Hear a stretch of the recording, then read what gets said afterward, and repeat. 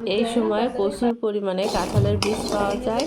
আর এখন যেহেতু বর্ষার টাইম, আর এই টাইমটাই কিন্তু কাঁঠালের বীজ ভর্তা খেতে খুব মজা লাগে। আমার আব্বা কাঁঠালের বীজ ভর্তা এত পছন্দ ছিল তার, যখনই বৃষ্টি হতো মাকে বলতো যে কাঁঠালের বীজ ভর্তা করো।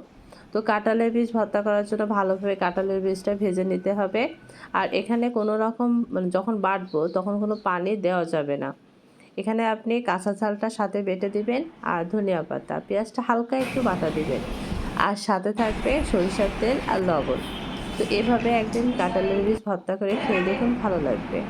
আর কিন্তু অবশ্যই গরম ভাত হওয়া লাগবে।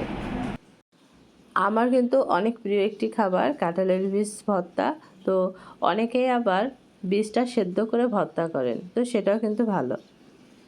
এইভাবে এরকম ঝাল ঝাল ভর্তা একমাত্র শুধু বাঙালিরাই পুরো প্লেটটা সাবার করে দিতে পারে।